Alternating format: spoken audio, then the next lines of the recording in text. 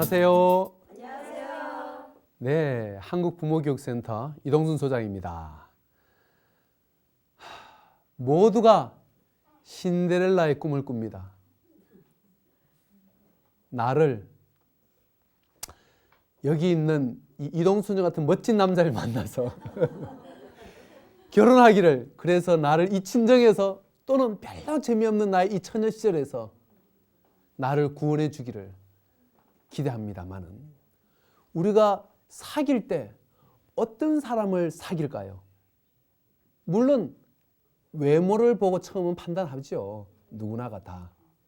그러나 사실 예쁜 사람임에도 불구하고 그 연애 기간이 짧게 끝나는 사람도 있고 오래 가는 사람도 있고요. 어떤 사람은 남자를 또는 여자를 사귀는데 2, 3개월이 못 넘어가는 사람들도 많습니다. 지속이 안 돼요. 어떤 사람은 6, 7년을 사귀었는데도 재미도 없는데도 그걸 끊지 못해가지고 그냥 사귀는 오래된 연인도 있고, 어떤 사람은 제대로 오래 못 갈 것 같은데 하면서 싸우면서 또 어느 날 좋다가 또 어느 날 싸웠다 좋다가 그걸 계속 반복하고 있는데도 뭐가 좋은지 붙어있는 연인들도 있습니다. 왜 그럴까요? 결국 우리는 결혼을 할 때 나와 자아 존중감이 비슷한 사람을 선택한다는 겁니다. 자아 존중감. 외모하고는 관계가 없어요. 사실은요. 경제적인 능력을 우리가 많이 따집니다. 그렇지요? 네. 결혼의 1순위가 여자들 할 때 맞벌이를 할 수 있는지, 결혼하고도 다닐 건지, 뭐 이런 여러 가지 요즘은 경제적인 것을 물어본다고 하지만 실상 우리가 만나는 사람은 나와 비슷한 심리적 수준을 가진 사람입니다. 열등감이 많은 사람은 열등감이 많은 사람을 선택합니다. 열등감이 많은 사람이 자아 존중감이 높은 사람을 만나면 어떤 느낌을 느끼겠습니까? 처음은 좋은데 지나갈수록 부담스럽고 불편해요. 저 사람 너무 긍정적인데 나 같은 사람을 과연 좋아할까? 그래서 속 얘기를 못해요. 있는 그대로 할 수 없습니다. 왜? 위축되니까. 결국 너무 좋은데 불편해서 헤어집니다. 나보다 못한 사람을 만났어요. 처음엔 불쌍해서 만날 수도 있겠죠. 인간 하나 걷어준다 내가. 그런데 만날수록 미치는 느낌이 드는 거야. 답답한 거야. 내가 손해보는 느낌이 들어요. 오래 못 가죠. 그런데 비슷한 사람을 만나면 어디서 본 듯한, 오래전부터 사귀는 듯한 그런 사람을 선택합니다. 결국 나하고 심리가 비슷한 사람이죠. 외모도 우리는 나와 비슷한 외모를 가진 사람을 선택하는 경향이 있어요. 어떤 방송에서 실험을 했어요. 그 사람의 얼굴 사진을 딱 찍어서 그 사람 얼굴 가지고 이목구비는 그대로 쓰는데 외형하고 옷차림하고 이걸 다 바꾸는 거예요. 여자로도 그걸 여자로 만드는 거죠. 그런데 사진이 5개 있으면 그중에 한 사진이 자기 이목구비를 가지고 여자를 만든 거고 다른 것은 다른 여자들입니다. 호감이 가는 대화하고 싶은 여인을 선택하라 그랬어요. 근데 거의 90%가 자기 얼굴을 선택했습니다. 그게 뭘까요? 어디서 본 듯한 익숙한 잘난 사람을 선택하는 것이 아니고 그거는 의외였습니다. 자기를 선택하는 거죠. 모든 사람은 자기를 중심적으로 바라보기 때문에 그래요. 바로 그 비극적인 이야기를 시작할까 합니다. 자, 어린 시절 애정이 없다는 것을 무엇을 가지고 얘기나 했을 때, 이제 여러분이 방송을 강의를 들어서 아시겠지만 스킨십, 감정적인 교류 할 수 있게끔 해봐라. 탐험을 허용한 것과 해온 것을 칭찬하는 것, 신나게 노는 겁니다. 애정 결핍은 엄마는 차갑고 애정이 없다. 스킨십 표현을 안 하고 사랑한다는 말도 하지 않는다. 엄마는 아이를 보듬어주고 붙잡아주지 않는다. 보듬어준다는 건 뭡니까? 애가 감정이 속상하고 힘들 때 위로해주거나 다독거려주는 걸 못한다. 스킨십 결핍, 공감 결핍이죠. 사랑받을 가치, 자신의 소중함을 알지 못한다. 아이가 그 엄마와 함께 있을 때. 왜요? 엄마는 나를 칭찬한 적이 없어. 너 괜찮다고 인정해 준 적이 없는 거죠. 엄마가 아이에게 충분한 시간, 관심을 쏟지 않는다. 함께 충분히 놀거나 어울릴 시간이 없는 거죠. 결국 뭡니까? 스킨십, 공감, 놀이, 칭찬의 결핍. 이게 애정 결핍이에요. 이런 엄마들 많지 않아요? 이랬었을 때 또 하나 엄마가 아이에게 감정적으로 동조되지 않는다. 애 감정 못 읽어요. 나는 제가 내 속으로 났지만은 무슨 생각을 하는지 모르겠어요. 못 읽어내는 겁니다. 감정 이입을 못한다. 네가 속상했구나. 그래, 네 입장에서는 그럴 수도 있겠다. 물론 왜곡해서 네가 바라보지만 네 입장에서는 그럴 수 있겠다. 애 감정 안 읽어지는 거. 진정으로 아이와 연결되어 있지 않다. 함께 있지만 공상에 빠져 있고 생각에 빠져 있고 일에 빠져 있으면 엄마가 아이를 적절하게 달래주지 못한다. 역시 스킨십 결핍입니다. 공감 결핍입니다. 그랬을 때 애는 공감을 못 받으면 진정하는 법. 어떤 법입니까?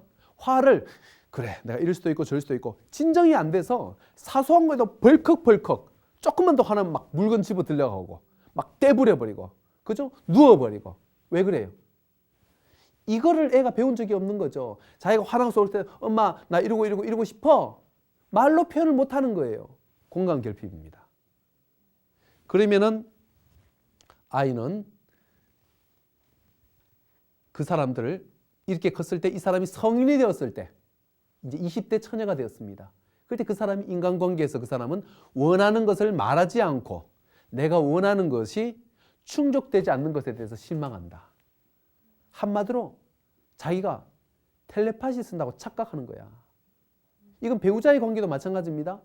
내가 원하는 것을 정확하게 말을 안 해요. 이거 해줬으면 이걸 해주길 원해. 난 이렇게 했으면 좋겠어 여보. 난 이렇게 해서 마음이 속상해. 그런데 분위기만 까는 거야. 인상 팍 쏘니까 가만히 있거나 그래서 와서 물어봐주고 해주길 원하는 거야. 우리 남자들은 그럴 때 물어봐 주지 않습니다. 대부분 그래요. 그 다음에 자기의 느낌, 감정을 말하지 않으면서도 상대가 모른다고 실망한다. 박탈감과 차별, 뭔가 이건 아닌데, 내가 원하는 게 아닌데 이런 것을 관계에서 느끼는데도 그것을 말하지 못한 채 속으로 씹는다. 어떻게 그럴 수가 있어? 하고 속으로만 중얼중얼거리는 거죠. 그리고 나중에 이런 것이 쌓여가지고 화가 날 때 폭발적으로 요구합니다. 난 얼마나 힘들었는데 그때. 그때 요구할 때 어떻게 요구합니까? 과거 얘기 다 끄집어내가지고 막 한꺼번에 얘기를 하죠. 그 다음에 나를 돌봐주고 신경 쓰지 않음에 항상 비난하고 잔소리를 하거나 중얼중얼거리거나 부정적으로 계속 얘기를 해댑니다. 그래서 이 사람은 사실은 거절도 못하고 부탁도 못해요. 온갖 용은 다 쓴다고. 그런데도 불구하고 이 폭발적인 화 때문에 사람들과 늘 거리감이 있고 내가 노력한 만큼 사람들이 몰라줘서 화가 나요. 요게 뭡니까? 어릴 때 충분한 애정 표현을 받지 못한 사람이 일반적인 인간관계에서 또는 배우자의 관계에서 보이는 모습입니다. 자, 이 모습 보니까 어때요? 우리 전형적인 착한 사람이죠? 표현을 못 하잖아요. 그런데 이 사람은 이것을 어떻게 합리화하냐면 내가 희생하고 있다고 생각해요. 내가 참아서 집이 이 정도까지 됐지라고 착각을 해요. 사실은 내 감정과 의견을 표현해 본 적이 없어서 못하고 있는 건데 말하지 않으면서 상대가 알아주기를 과도하게 바라고 있는 건데 그리고 이 사람이 끝까지 참는 것도 아니잖아. 결국 쌓였다가 폭발하면 막 해가지고 다 뒤집어 놓고 나는 뒤끝은 없다면서 하면 사람들이 그 사람과의 관계에서 불편하지. 왜 사람 참 좋을 땐 좋은데 한번 돌아버리면 사람이 대책이 없다는 거야. 근데 본인도 정말로 힘들어요. 근데 주변 사람은 더 힘들거든요. 자, 이런 사람들이 어떤 연인에게 끌리는가? 어릴 때 애정을 못 받아봤으면 생각으로는 나를 사랑해 줄 사람을 사귀어야 되잖아.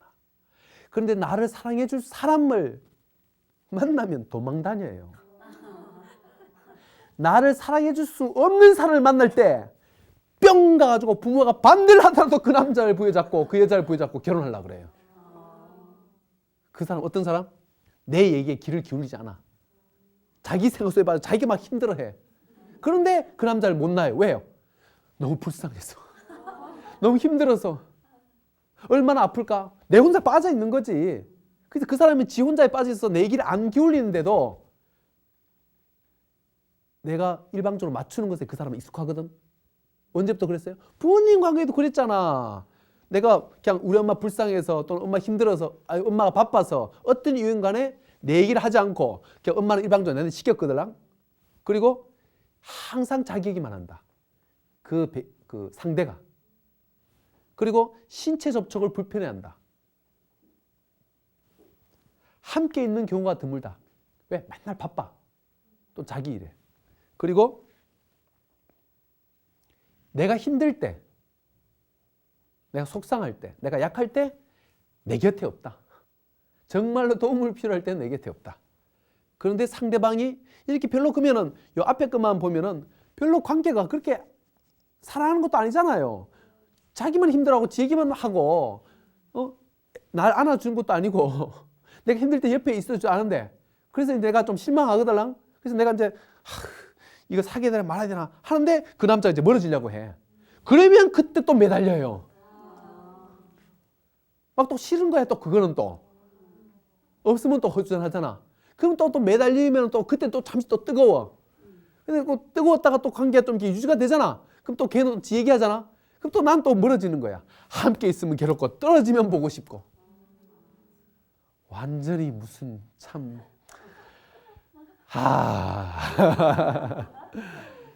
그러면서도 나의 감정을 이해해 주진 않고 내가 과도하게 상대에게 계속 맞춰야 돼. 그러니까 한마디로 내가 뭘 하고 있습니까?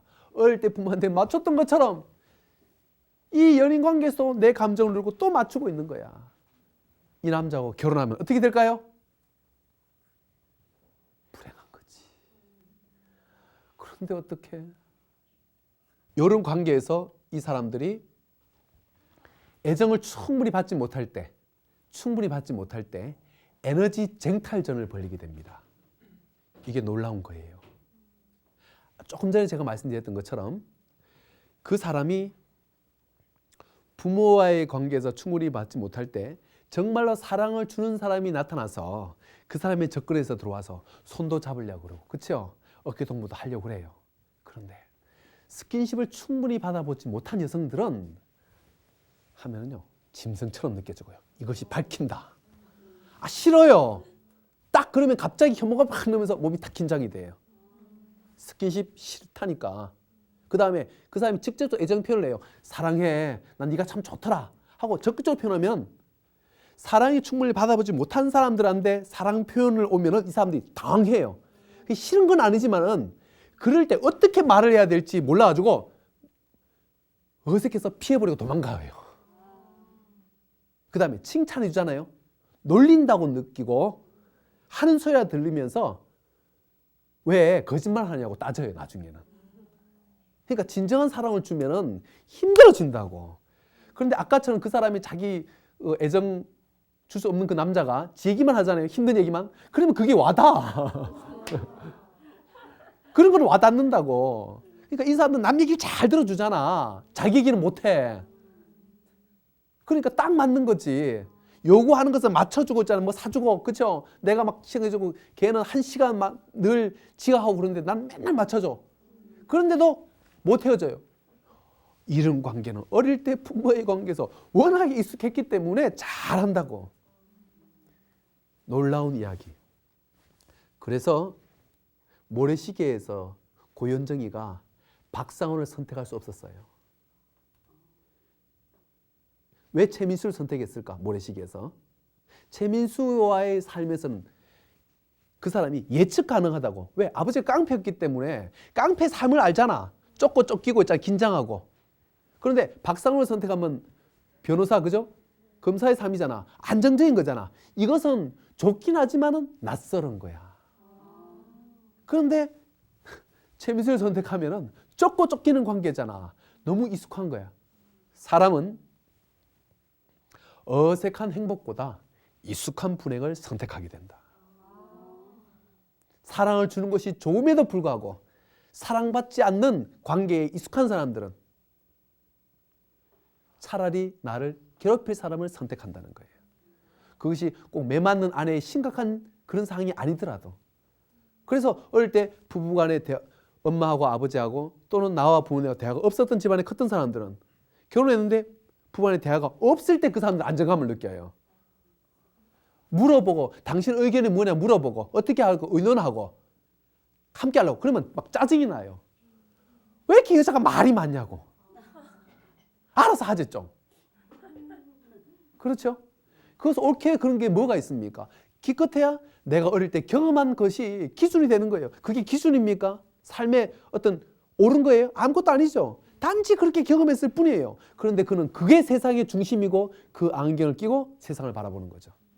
그래서 애정 표현, 스킨십, 공감, 칭찬, 놀이가 없었을 때 내적으로 자아 존중감이 텅 비어요. 그러면 우리가 연인도 이런 연인에 걸리지만은 사람 관계도 에너지 쟁탈전을 하게 됩니다.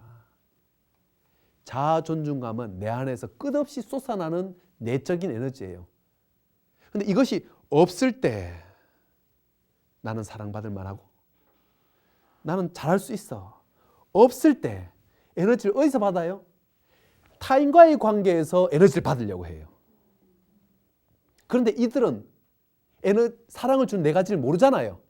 그래서 타인과의 관계에서 어떻게 에너지를 받는다? 남을 딱 잡을 때 남들이 나한테 복종하는 걸 나를 무서워하고 겁을 내는 것을 보고 아 내가 그런 존재지 하면서 거기서 에너지를 받거나 아니면 남들이 날 챙겨줄 때 나를 불쌍하게 봐주고 나를 애 취급해줄 때 챙김 받으면 아 내가 관심 받는구나 하는 것을 통해서 에너지를 먹는다고요.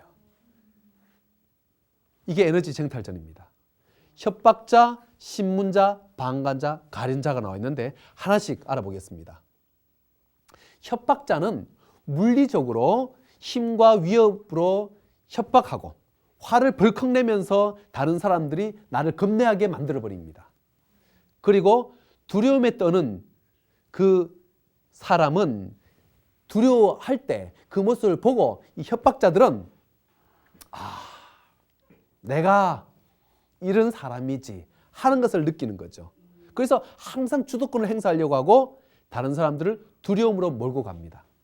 그리고 이 사람들은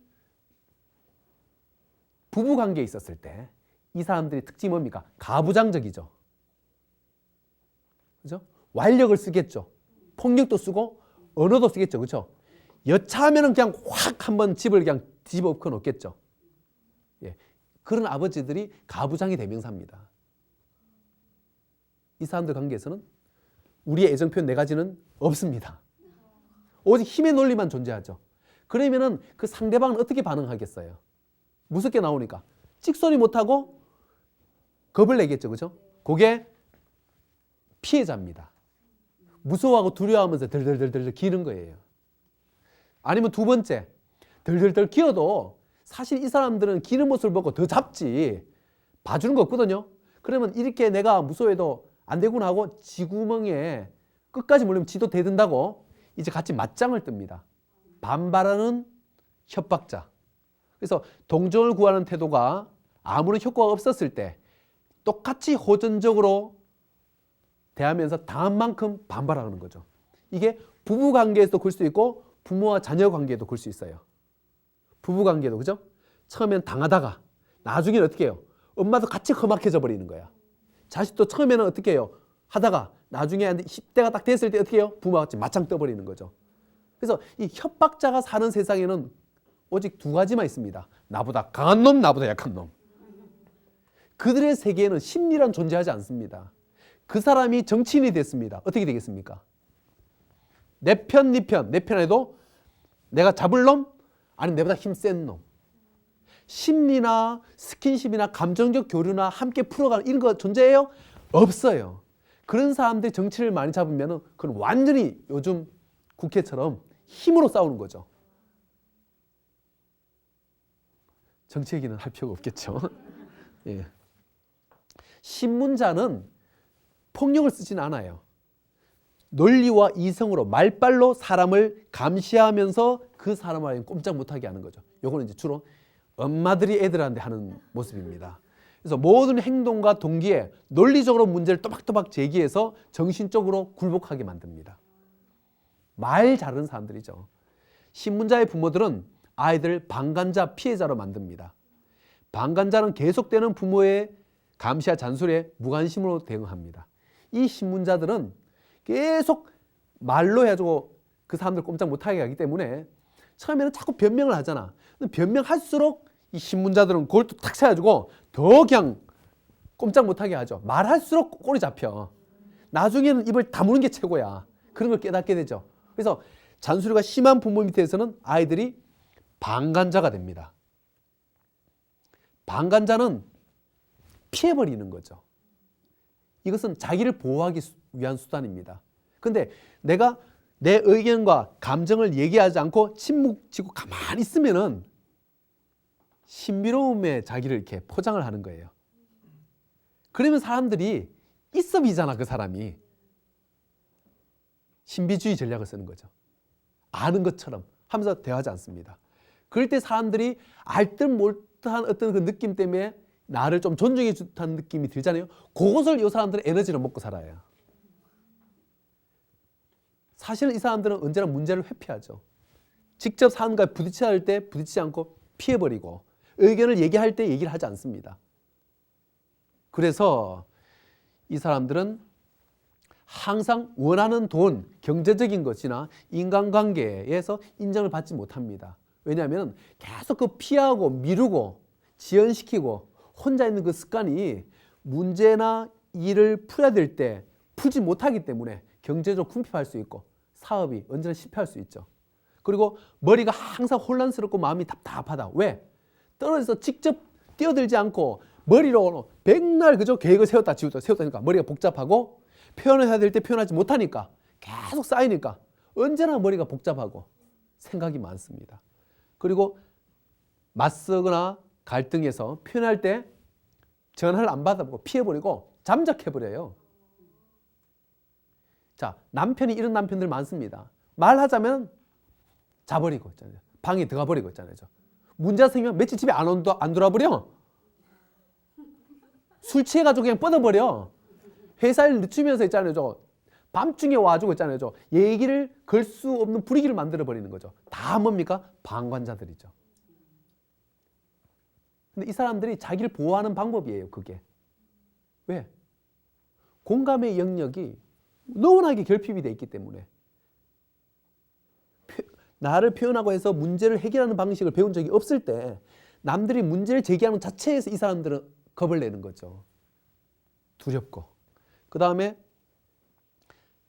피해자, 방관자들은 불쌍한 모습을 보여가지고 그들이 나를 챙기게 할 때, 챙김받을 때 안정감을 느끼는 거죠. 그래서 동정심을 불러일으키기 위해서 어떤 부모들은 자신만 나타나면 아이고 왔냐 아이고 그래 와야지 밥을 먹어야지 뭐 하는 게 그렇지 뭐 여기도 아프고 여기도 아프고 여기도 기도 들리지도 않고 뭐야 다리도 여기도 무릎 빠져가지고 어제도 쓰러져가지고 부러졌나 뭐나 간장도 안 좋아. 그래서 아픈 것을 계속 얘기를 하는 거야. 전화 걸 때마다 아이고 머리야 오늘 또 머리가 아파가지고.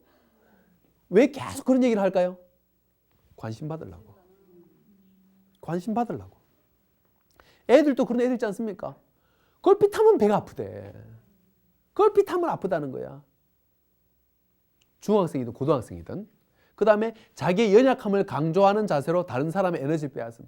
내가 얼마나 힘이 없는 줄 알아. 난 그것도 못하고 저것도 못하고 저번에 내가 그렇게 힘들었고 내가 살았는데 내가 얼마나 인생을 힘들게 살았는지 하면서 그 얘기를 쫙 해가지고 상대방으로 하여금 안 도와주면 내가 무슨 죄인 된 듯한 느낌을 경험하게 만들어버려요. 안 도와주면 내가 좀 몹쓸 인간이 되고 이런 불쌍한 사람을 지나치면 안 돼. 계속 그러니까 계속 자기 비하를 하는 거죠. 이 사람들은 문제 해결에는 관심이 없어요. 오직 뭐만 관심이 있어요? 저 사람이 날 챙겨주냐 안 챙기냐만 관심이 있어. 어떤 힘든 얘기를 할 때 정말 그 힘든 얘기를 해결하고 싶어요? 아니요. 힘들다는 걸 얘기해서 날 챙겨가지고 그 사람이 내 옆에 있고 내가 원하는 거 사주고 대신 뭘 해주고 그런 거를 관심이 있어 하는 거죠. 그리고 걱정만 가지고 산다. 말만 하면 이것도 걱정 저것도 걱정. 그래서 자, 걱정 그만하고요. 자, 그러면 구체적으로 우리 그 해결해 봅시다. 많은 걸 해결할 수 없고 한 가지만 얘기하세요. 어떤 걱정이 있어요? 그런데도 또 막 중구난방 이렇고 저렇고 이것도 걱정이고 해결하고 싶어서 안 그랬어요. 아, 난 그런 거 머리 아픈 거 난 몰라. 생각을 안 하려고 한다는 거예요. 그냥 문제 자체만 가지고 있는 거죠. 가련자들이죠. 이게 에너지 쟁탈전이에요. 협박자 부모는 가련자나 똑같이 맞짱 뜨는 자식을 만들어내요. 그죠? 폐륜화가 이어서 나올 수 있죠. 신문자, 잔소리 심한 부모들은 자녀로 하여금 방관자, 안 해버려 애가. 미루고 지연시키고 있잖아요. 네 하고 안 해. 방관자들죠. 아니면 피해자. 그 잔소리가 아이로 하여금 결국 더 무기력하고 아무것도 할 수 없는 아이로 만들어버려요.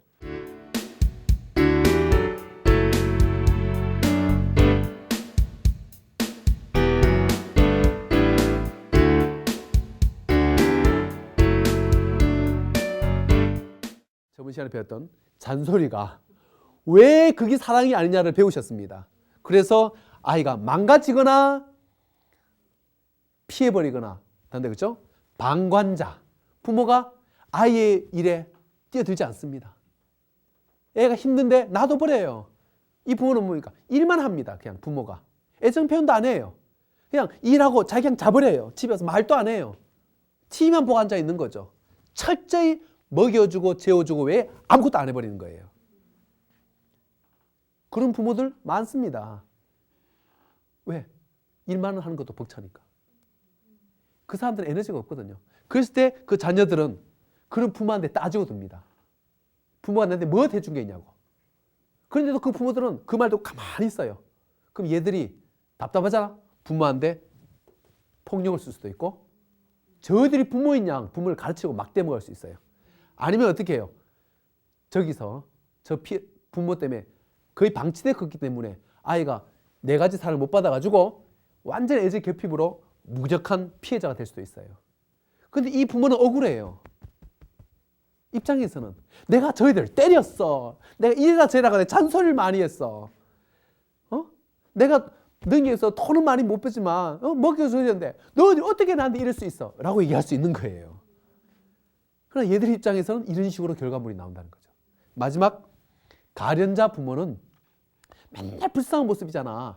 그럼 우리가 애정 결핍 중에서 처음에 이 부모들 같은 경우에는 아이들이 완전히 부모가 애기 때문에 부모하고 얘기하면 머리가 터져요. 왜? 끝없는 걱정에 끝없는 비하에 끝없는 부정적 패턴이 있잖아. 그러니까 자식들이 부모를 패버립니다. 협박자, 폐륜화가 제일 많이 나오죠. 이것이 다 에너지가 없었을 때, 진정한 사랑을 받지 못했었을 때, 결국 다른 사람을 겁주어서 꼼짝 못하게 하는 것에서 얻어먹으려고 하고, 아니면 챙김 받는 것에서 얻어먹으려고, 거기서 에너지를 얻으려고 할 때, 중요한 것은 나와 내 부모의 관계에서 나는 어떤 식으로 관계했냐는 거죠. 스킨십, 공감, 칭찬, 놀이에 정말로 아이의 자아존중을 키우는 그런 관계를 내가 부모님에게 가졌는가? 아니면 이런 식으로 무섭게 해가지고 자식을 무서우니까 부모한테 말을 못 건너. 아니면 계속 잔소리하든가. 아니면 그냥 부모들은 그냥 농사 짓기도 바빠가지고 우리를 그냥 방치했던가. 아니면 부모가 맨날 아프면서 막 빚지고 있잖아요. 그죠? 그러면서 무력하고 일도 해결하지도 않고 막 지금 먹을 쌀이 없는데도 가만 잠만 자고 하고 이 무력한 상태에 있는 부모에 대해서 컸었는가? 가련자가 누구예요? 가련자의 대명사. 신봉사. 그러니까 심처이가 얼마나 힘들었겠어요. 그죠? 방관자의 대명사 누굽니까? 헨델과 그레텔의 아버지. 신문자. 콩지 팥지 엄마. 그죠? 신문자. 협박자 누굽니까? 백설공주의 엄마. 자식을 죽이려고 그랬잖아. 도처인 사람들은 많아요. 자, 그런데 이제 지금 나 입장에서 자, 부모님이나 또는 시부모님이 협박자다. 완력을 쓰려고 한다. 그러면 자식 입장에서 어떻게 해야 될까요? 벗어나야 되거든요. 내가 이 부모님 무섭다고 계속 맞추고 있으면은 내가 어떻게 된다고요? 내가 이렇게 되거나 이렇게 된다고. 그리고 내가 이렇게 되면 내 자식이 3대를 거쳐서 또 그러고 되는 거죠. 내가 이 속에 빠져 있으면서 아이한테 스킨십, 공감, 칭찬을 줄 수 있어요? 이게 핵심이에요. 내가 부모하고 그 관계가 해결되지 않는 상태에서 내가 내 자식과의 관계에서 사랑은 안 된다고. 안 돼요. 그런데 우리 눈에는 이런 진정한 관계가 안 보이고 그냥 공부만 잡고 있는 거예요. 국영수만 잘해가지고 성적만 잘 나오면 애가 행복하고 착각하는 거야. 그래서 그 사람이 아주 좋은 대학을 나와가지고 대기업에 취직해 있더라도 그 사람의 태도가 방관자일 수 있고 협박자일 수 있고 신문자일 수 있어요. 그 사람이 연구를 해가지고 집에 아무것도 신경 안 써. 연구만 하면서 그 아버지가 방관자일 수 있어요. 또는 그 사람이 연구하고 집에 학교에서는 찍소리 못하고 참 회사에서는 찍소리 못하고 맞추면서 집에 와가지고 어떻게 해요? 막 협박자가 돼가지고 있잖아요.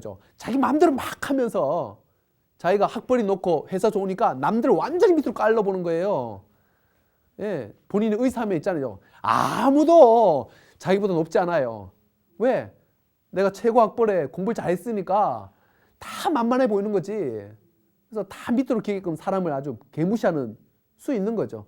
또 어떤 그 잔 사람은 신문자 돼가지고 있잖아요. 논리적으로 너무 아는 게 많으니까 자기가 다 맞아야 되거든.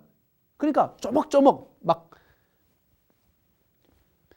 그 말도 안 되는 얘기 가지고도 결국은 자기가 맞게끔 하기 위해서 막 얘기를 하는 거죠. 아내와의 관계에서, 아이와의 관계에서. 그것이 그 사람이 공부하는 거하고 관계가 있습니까? 아이러니하게 공부와 그것은 관계가 없다는 거예요. 아이를 잘 키운다는 것은 진짜 사랑을 줘야 돼요. 진짜 사랑은 내가 그것을 체험하지 않고서는 줄 수 없다는 거예요. 어머니들, 나는 불행하게 살았지만은 너는 행복하게 살아라. 이게 가능하다고 생각하십니까? 아이가 볼 때 그 불행한 엄마는 자기 친정 부모의 관계에서 또는 시부모의 관계에서 찍소리 못하고 가련자가 돼 있거나, 그렇죠? 방관자가 될 수 있는 거야. 근데 또 부부 관계에서는 어떻게 해요? 그 엄마가 남편한테 신문자가 될 수 있고, 그죠? 잔소리 막 해댈 수 있고. 그런데 자식한테는 그러라. 나처럼 살지 말아라. 너는 행복하게 살아라 그래. 그런데 스킨십은 받아보지 못하면 스킨십은 할 수가 없어요. 이게 너무너무 좋은 거야. 따뜻한 거는 안아주는 게. 연결된 느낌, 따뜻한 느낌, 포근한 느낌, 하나 된 느낌, 혼자가 아니라는 느낌. 그런데 이 좋은 것도 어릴 때 경험이 없는데 내가 20대가 되는데 어떤 남자가 와가지고 나를 손을 잡고 있잖아요. 남자가 아니라도 같은 여자친구라도 손을 잡고 어깨동무를 하잖아. 아, 왜 이래? 어색해. 아, 이러지 마. MT 해가지고 같이 자작하면 못 자. 어떻게 살을 대? 좋은 스킨십이 그 사람에게는 뻘쭘한 거로 처리가 된다니까요. 공감. 안 받아봤어. 모든 걸 혼자 살아왔어. 힘들어도 내가 그냥 울고 말고 눈물도 보여본 적이 없어. 결혼했는데 부인이 우는 모습을 보여. 그러면요, 딱 보기가 싫어요. 세상은 어차피 힘든 거야. 울려면 혼자 울지. 애처럼 날개 빠져가지고. 그렇게 처리가 돼요. 그 다음에 엄마가 애한테 공감하고 있거든. 그랬어? 하면 애를 완전히 그냥 과잉보하는군. 애를 강하게 키워야지. 그러니까 좀 어디다 써물라 그래. 세상이 얼마나 힘든 줄 알아? 그렇게 처리가 돼요. 부인이 여보 힘든 거 있으면 얘기해봐. 어떤 게 힘들어? 내한테 얘기해 줘. 네가 알면 얼마나 알겠어? 어차피 내 문제인데. 이렇게 처리가 돼. 칭찬도 마찬가지예요. 칭찬이잖아요. 놀려라. 하는 소리겠지. 나는 그렇게 입에 발린 말 못하거든요. 나는 할 말 있는 그대로 하는 사람입니다 하면서 하는 게 뭐예요? 잔소리, 남 트집 잡고 있잖아요. 남 꼬고 있잖아요. 빈정거리고. 그런데 그 사람은 그게 자기가 있는 그대로 얘기하고 솔직하게 얘기하는 거라고 착각을 해요. 놀이, 사람들 많은 곳에 가면 막 귀찮아, 짜증나. 왜 이렇게 올려야 되는데? 왜 내가 남한테 맞춰야 되는데? 왜? 물론 가족이지만 그렇다고 내가 꼭 장모가 그거 하는데 내가 가야 돼 그거? 난 가기 싫거든. 노는 거 귀찮아요. 애하고 아빠하고 애하고 같이 가 하잖아요. 난 내일이 많거든. 내가 놀 시간 있는 사람이야? 내가 회사 일도 벅차. 나한테 더 많은 걸 요구하지 마. 왜? 그들에게 놀이는 사치예요. 시간 남고 배부르니까 별걸 다 요구하는 건 날 죽여라 날 죽여. 그 남자들은 그렇게 얘기를 할 겁니다. 딴 세상입니다. 우리가 그렇게 사랑을 원하는데 그 사랑이 그들에게서는 아이를 약하게 키우는 거고 이성하게 근데가지고 짐승같이 느껴지고 정말로 열심히 인생을 여차하면 뒤로 처지는 세상인데 놀 궁리만 있는 말도 안 되는 사람들이라고 얘기를 해놓고 그리고 얘기를 합니다. 아무도 내 마음을 몰라주고 나는 하루도 쉰 날도 없고 나는 너무너무 고생했는데 누가 내 마음을 아냐고. 이 세상은 다 그런 거야. 어느 인간을 믿어 라면서 세상을 원망해요. 그래서 신이 계시다면 신이 그 사람에게 그래. 그래서 그 사람이 있어요. 정말 신이 있다면 날 좀 사랑해달라고. 난 미치겠다고. 그래 신이 생각했다. 그래 그러면 내 자식을 통해서 보내줬어. 애들이 와가지고 아빠 놀아 그랬어. 애들이 부인이 와가지고 여보 나 좀 안아줘 그랬어요. 부인이 와가지고 성 얘기 좀 해봐. 내가 얘기 들어줄게 그랬어요. 그러니까 그 사람이 말해요. 애하고 노는 것도 힘들고 내보고 몸도 이렇게 내가 피곤한데 섹스를 해달라고요? 부인이 막 가까이 와가지고 잠자리를 요구하면 막 더 부담스러워. 그리고 또 그 사람이 밤에 가서 기도합니다. 나한테 사랑을 달라고. 그러면 신이 골치 아파지는 거예요. 주면 피하고 안 주면 달라고. 이 모습이 뭡니까? 우리 아까 봤었던 20대 때 연인 관계가 똑같이 또 반복되는 거예요. 그 사람을 하나님이 사랑할 수 있겠습니까? 그는 영혼이 어쩌면 죽을 때까지도 왜 이렇게 힘든지 모르고 죽어갈지도 몰라요. 그래서 사랑은 등급이 있는 거야. 정말로 맛있는 사랑이 있고 이들도 아이러니는 사랑한다고 생각한다는 거예요. 협박자를 초대했습니다. 애들은 강하게 키워야 돼요. 집이 규율이 있고 부모가 시키면 네 하고 효도가 있고 선위가 있는 거예요. 이 사회를 살려면 그래야지. 신문자는 부모가 시킨 대로 네 해야지. 내가 지보다 머리가 잘 돌아가요. 지가 머리 써봤자 날 못 따라와. 내가 사회를 다 살아봤거든 세상을. 시킨 대로 하면 다 좋을 건데도 저기 말을 안 듣고 방관자가 되고 있잖아요. 내가 했는데 더 애가 무적해. 저 지 아버지 닮아서 그래. 방관자. 다 지가 알아서 해야지 뭐 부모가 한다고 되나요? 부모야 이렇게 뭐 할 수 있도록 여건만 제공해 주는 거죠. 그 사람이 생각하는 여건은 돈 대주는 것밖에 없어. 가련자 어떻게 해요? 내 마음을 아는 자식이 누가 있어? 이 사람 자식이고 뭐 그런 건 없어요. 철저히 뭡니까? 니도 나 챙기고 부인도 나 챙기고 엄마도 나 챙기고 다 날 챙겨야 돼. 그들도 나름대로 사랑하고 있다는 겁니다. 질문 받겠습니다. 네. 친정 부모님의 엄격한 생활 환경 속에서 자라나서 그게 습관이 돼서 우리 애들한테도 엄격하게 그렇게 교육을 시키고 한다면 어떠한 문제점이 주어질까요? 네. 내가 친정 부모님과의 관계에서 엄격하게 자랐다면 부모님과 대화를 해본 적이 없겠죠. 힘든 것을 얘기해 본 적도 없겠죠. 그런 나는 아이와의 관계에 있을 때 아이가 힘든 얘기를 할 때 그것이 짜증스럽게 들려요. 애가 힘들다고 느껴지는 게 아니고 치근덕댄다.